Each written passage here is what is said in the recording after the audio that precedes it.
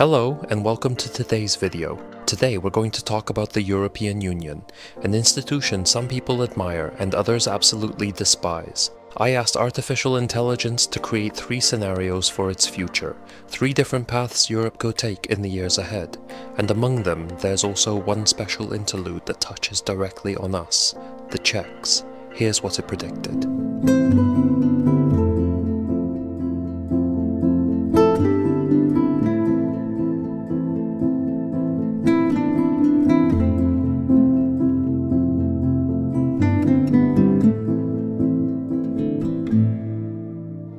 If you're interested in the topics on my channel, start following me for more content.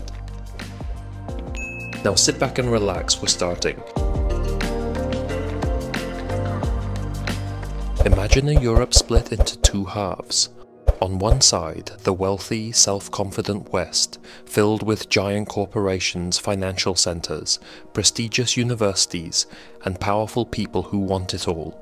And on the other side, the East, countries that Brussels insists are part of the European family, but which in practice serve only as assembly lines and dumping grounds for surplus food. In fact, we can already see something very similar today. Take the car industry as an example. In the East we find the assembly plants, the cheap labor force, and the hope for a better standard of living, while in the West sits the real power, the decision making, and of course the profits. German Volkswagen has turned Central Europe into its massive assembly hall. In the Czech Republic it owns Škoda, producing hundreds of thousands of cars each year, yet the real decisions and the lion's share of the profits remain in Germany. In Bratislava stands one of the most modern factories in the world, where Touaregs, Audi Q7s, Q8s, and Porsche Cayennes are assembled. At first glance it may seem as though Slovakia has become an automotive superpower, but in reality it merely assembles cars that are designed and sold by the Germans. In Hungary's Győr, Audi runs its largest engine plant in the entire world, producing hundreds of thousands of units each year for the whole group. In truth, the entire Visegrad region has been transformed into an automotive powerhouse. Here you'll find not only Volkswagen in Bratislava, but also Kia in Žilina, Peugeot in Trnava, Jaguar Land Rover in Nitra, Hyundai in Nošovice, and Tatra in Kopřivnice. Hungary hosts Audi in Győr, Suzuki in Esztergom, Opel in Szentgotthard, and even Mercedes, which is no longer manufactured in Germany itself. Surrounding all of these are hundreds of supplier companies producing the individual parts. French Renault owns Romanian Dacia and has turned it into a key brand for the European market. From the factories in Pitești roll out millions of cars, flooding roads from Portugal all the way to Finland. For Romania this is the backbone of its industry, but the real profits remain firmly in France. Similarly, the PSA Group built a plant in Trnava, Slovakia, where Peugeot 208s and Citroën C3s roll off the line. The Slovaks do the work, while France reaps the profits. Or take the Italian giant Fiat, which chose Serbia. In Kragujevac, it employs thousands of people in the plant producing cars for the entire European market. But even here, the story is the same. The key patents, the development, and most of the money remain in Turin. The Serbs have the jobs while the Italians have the earnings. And it's not just the car industry. Take the Dutch brewing giant Heineken, which owns several breweries in Romania, including those in Bucharest, Miercurea Ciuc, and Târgu Mureș. Production serves the local market under Romanian brand names, but more importantly, it provides cheap beer for export all across Europe.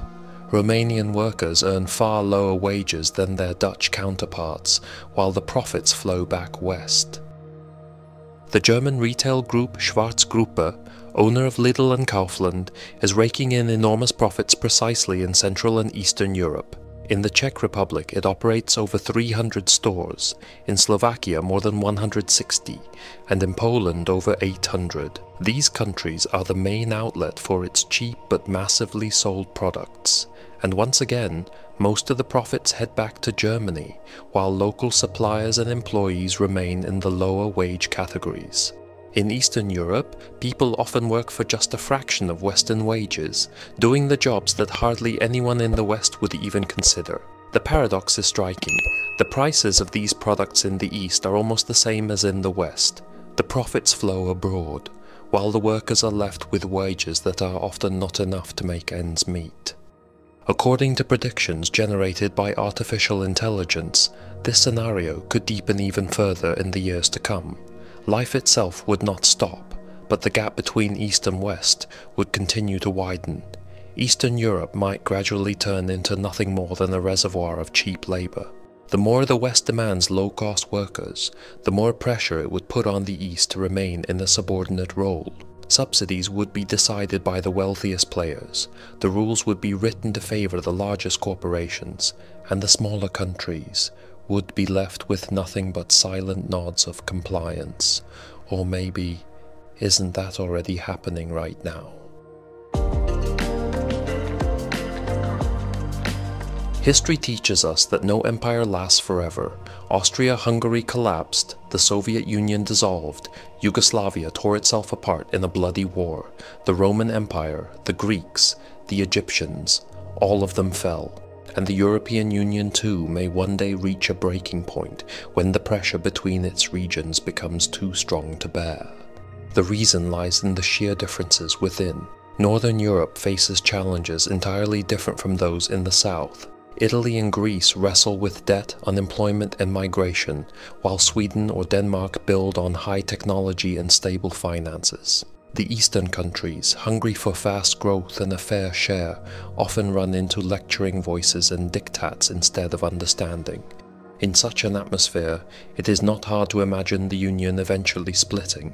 Instead of one big bloc, smaller alliances could emerge. Central Europe might build on the cooperation of the Visegrad Four. The South could form a Mediterranean club, tackling issues of migration and economic strain together. Scandinavia might chart its own path, while the Baltic states could seek protection in close ties with NATO and the United States. Those who now hold the Union together, Germany and France, could again form their own compact, much like in the 1950s. By the way, if you want to know who really shapes the direction of the entire continent, you'll find the answer in my other video about the most powerful woman in Europe. The link is in the description. The breakup of the Union would bring chaos, but also a kind of freedom for every country involved. States would regain the power to decide their own futures without being dictated to by their neighbors. Cooperation would not disappear, but would shift onto a regional level, and Europe would become a mosaic of smaller but more self-reliant alliances. There is, however, a third scenario. The Union doesn't collapse, but instead sinks deeper into exhaustion, a trap it has been circling for years. Drowned in artificial rules, endless regulations, and suffocating bureaucracy, it risks looking worn out and drained of energy. Picture this. You want to be a baker or a butcher. Beyond hygiene standards, you are expected to master accounting, law, HR management, and sales. On top of that, you must comply with an endless wave of the newest rules and regulations, and all you wanted was to do the job you love. Europe risks becoming the world's museum, beautiful, full of monuments and history, but incapable of competing globally. Just look at the demographics. The population is aging, birth rates are falling, and many young people no longer feel the drive to take risks or start businesses. Bureaucracy stifles innovation, sprawling regulations slow development, and every fresh idea must crawl through an endless approval process. Meanwhile, America dominates global technology. China builds its new Silk Roads. India is pushing to become the next superpower. And Europe? Europe debates how many emissions to allow or what shape a banana should have. The Union also pours energy into places that aren't even in the EU anymore, but are seen as strategic front lines against Russia, China, or Turkey. Countries like Moldova, Egypt, Tunisia, Morocco, Jordan, and the Western Balkans. Unbelievable sums, billions of euros, flow into infrastructure, judicial reforms, and state administration. Yet no one can say with certainty where all that money actually ends up. In recent years, dozens of investigations have revealed widespread misuse of these funds. And of course, Ukraine. In my other video, I broke down how much money, billions of euros, AI calculated had already gone into Ukraine's fight against Russia, and how much more we are all gonna pay. You'll find the link in the description. If this trend continues, Europe risks becoming a continent rich in tradition and culture, yet powerless on the global stage. People will still come here on holiday to admire the Eiffel Tower or the Charles Bridge. But nobody will ask what Europe's opinion is on the world anymore, just like no one asks the opinion of Africa today. Honestly, I think this scenario seems very real. I can see an example in cars. Chinese ones have changed beyond recognition in recent years. For example, the Build Your Dream brands, Xiaomi, Huawei, Nizhou, Li, and many others have much more interesting technologies, and the interior looks in a way that will make your trip a pleasure. At least it works for me, because I feel much better inside than in European ones.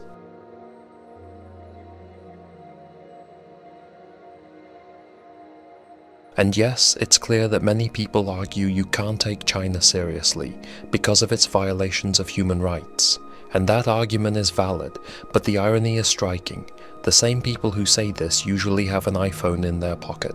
They use this argument not because they care more, but because they themselves cannot keep pace with China's expansion.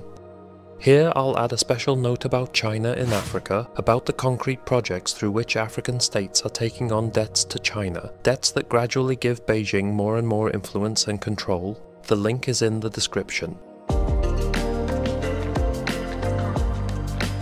And now, let's turn to Czechia. Across Europe, our country is often looked at with a certain degree of disdain. We are seen as cheap labor, as a workshop that delivers what the West has already invented. Few realize, however, just how exceptional our land once was. After the collapse of Austria-Hungary, Czechoslovakia emerged, and it ranked among the most advanced nations in Europe. The heart of the empire's factories and modern industries lay right here in the Czech lands. Prague rose into prominence as both a cultural and economic center. In industry, in technology, in education, Czechoslovakia stood among the global leaders. In some areas, we even outpaced Germany itself. This is not nostalgia, this is historical fact.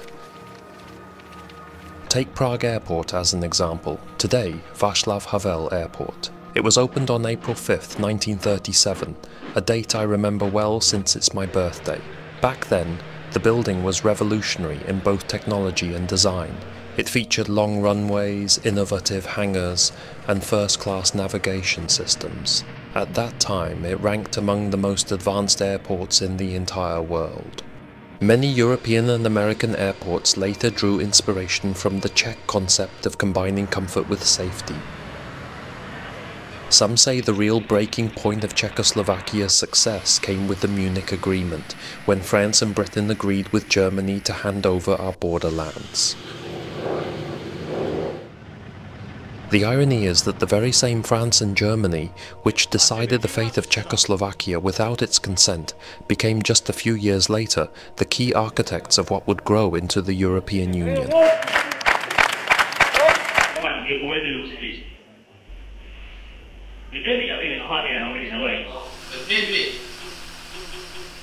Whichever scenario the future may bring, one thing is certain: Europe stands at a crossroads, and we stand there with it. The question is not only what decisions will be made in Brussels, Berlin, or Paris. The question is whether Czechia and the rest of the East will be able to fight for their own voice.